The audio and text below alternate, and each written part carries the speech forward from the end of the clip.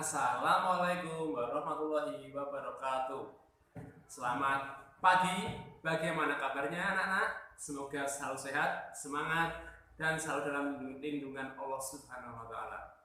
Oke, pada kesempatan kali ini, Pak Amin akan menemani kalian dalam mata pelajaran sejarah kebudayaan Islam. Oke anak-anak, mari kita membahas bersama-sama materi Nabi dan Rasul Ulul Azmi dan keteladanannya. Ulul Azmi adalah berasal dari bahasa Arab, yaitu dari kata ul dan azmi. Ulul berarti punya dalam bentuk jamak, dan azmi berasal dari kata azama, yaitu berarti memiliki kemampuan yang teguh dan kuat. Secara garis besar, Ulul Azmi adalah Nabi dan Rasul yang memiliki keteguhan hati, ketabahan dalam menghadapi kesulitan, serta tekad dalam ujian menghadapi umatnya.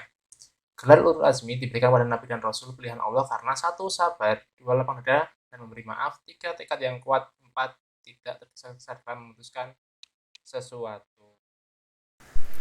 Berikutnya, Nabi dan Rasul Ulul Azmi dan mukjizatnya. Nabi dan Rasul Ulul Azmi memiliki akhlak dan perilaku yang patut dijadikan contoh bagi kita semua karena memiliki kemauan yang teguh, kuat, dan kuat menerima cobaan dan ujian.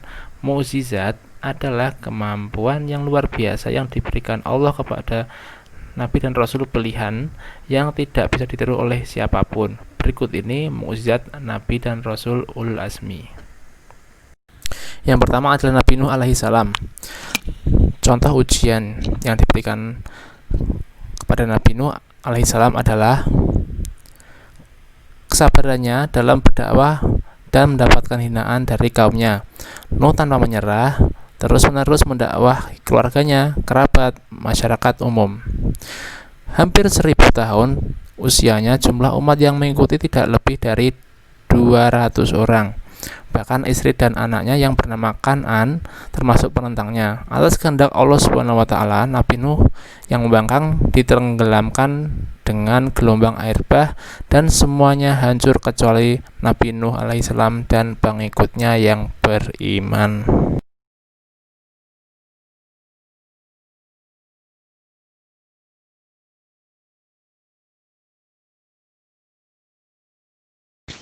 Yang kedua adalah Nabi Ibrahim alaihissalam.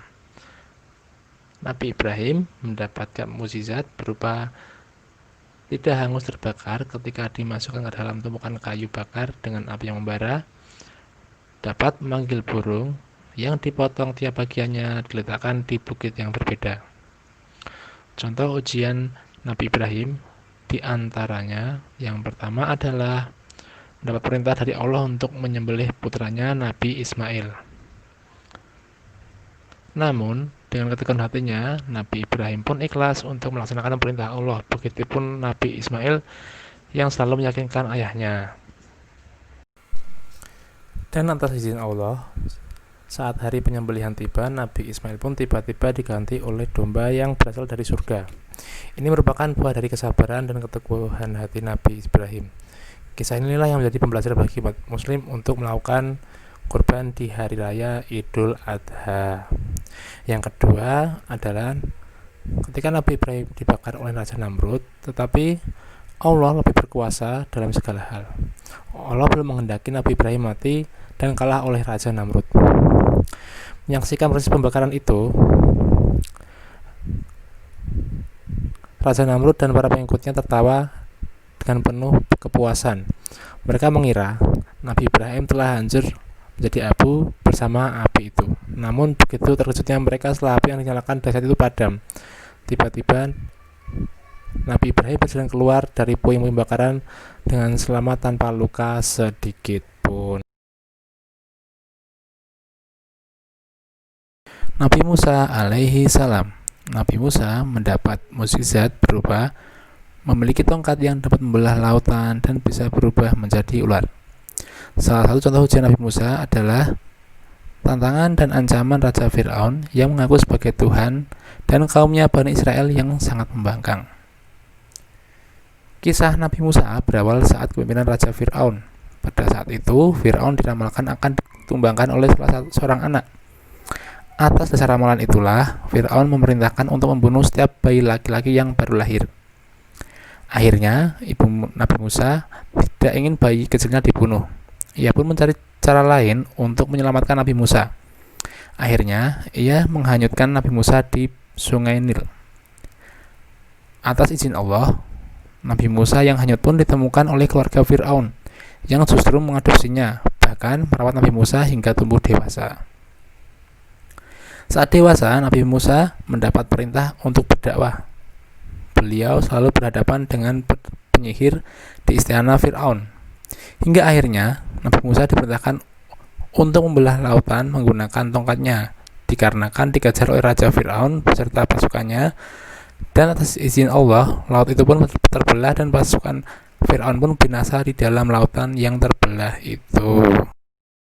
Yang keempat, Nabi Isa alaihi salam. Nabi Isa mendapat mukjizat berupa membuat burung dari tanah dan bisa hidup dan terbang, menghidupkan orang mati, dan dapat menyembuhkan penyakit buta dan kusta atas izin Allah. Contoh ujian yang dialami Nabi Isa salah satunya adalah dikhianati oleh muridnya, yaitu Yudas Iskariot, dan dalam keadaan miskin sampai-sampai akan diusir dan dibunuh oleh Bani Israel. Awal kisah, lambat laun, dakwah Nabi Isa mendapat sambutan yang sangat besar. Semakin hari pengikut Nabi Isa semakin banyak. Namun ada pihak lain yang merasa dirugikan, yaitu para kaum Bani Israel yang kafir dan para pemuka agama lain yang tidak terima akan dakwah Nabi Isa. Salah satu murid Nabi Isa bernama Yudas berkhianat.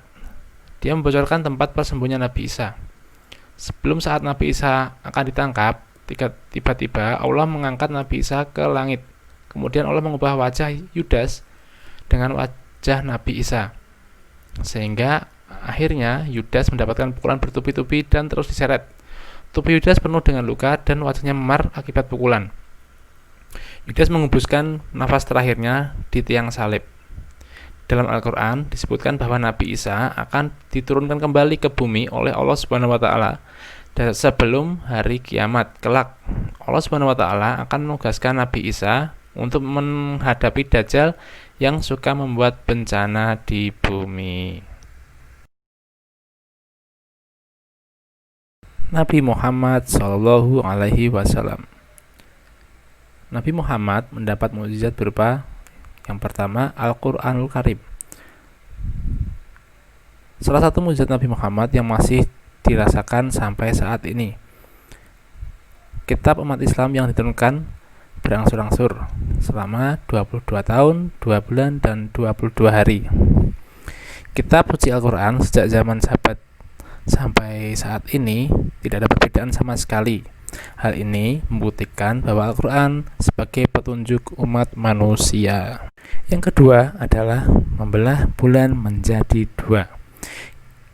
Kisah Nabi Muhammad ini terjadi saat orang-orang kafir menantang Nabi Muhammad untuk membuktikan kenabiannya dengan membelah bulan. Kemudian Nabi Muhammad menunjuk ke bulan, lalu atas izin Allah, bulan terbelah atau terbagi menjadi 2. Dan yang ketiga, mengeluarkan air dari sela-sela jarinya. Berikutnya, salah satu contoh ujian yang dialami Nabi Muhammad. Yang pertama, menjadi yatim sejak kecil. Setelah ibunya meninggal, Nabi Muhammad diasuh oleh kakeknya yang bernama Abdul Muthalib. Nabi Muhammad diasuh oleh kakeknya selama kurang lebih 2 tahun. Ketika Nabi Muhammad berusia 8 tahun, kakek Nabi Muhammad meninggal. Setelah kakek Nabi Muhammad meninggal, Nabi Muhammad diasuh oleh pamannya yang bernama Abu Thalib sampai Nabi Muhammad dewasa. Yang ketiga, dalam dakwahnya Nabi Muhammad tidak hanya ditentang oleh orang-orang ataupun masyarakat pada umumnya, tetapi ditentang juga oleh pamannya bernama Abu Lahab. Abu Lahab ialah paman Nabi Muhammad SAW yang termasuk ke dalam golongan orang jahat. Bagaimana tidak, Abu Lahab selalu memusuhi serta menghalangi dakwah Rasulullah Muhammad SAW. Akibat sifat jahatnya itu, Abu Lahab dihinakan oleh Allah saat meninggal dunia.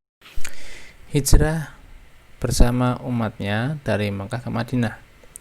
Hijrah Nabi Muhammad dari Mekah ke Madinah menjadi peristiwa besar bagi umat Islam. Sebelum hijrah ke Madinah, Nabi Muhammad telah berdakwah menyebarkan Islam di wilayah Mekah. Semula, Nabi berdakwah secara sembunyi-sembunyi. Lalu syiar Islam kemudian dilakukan secara terang-terangan. Tetapi, kaum kafir Quraisy semakin kejam terhadap umat Islam dan merencanakan pembunuhan atas Nabi Muhammad.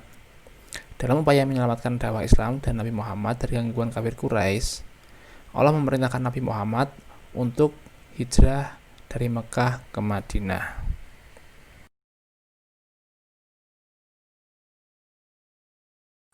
Assalamualaikum warahmatullahi wabarakatuh. Selamat pagi, bagaimana kabarnya anak-anak? Semoga selalu sehat, semangat, dan selalu dalam lindungan Allah Subhanahu wa Ta'ala. Oke, pada kesempatan kali ini Pak Amin akan menemani kalian dalam mata pelajaran sejarah kebudayaan Islam.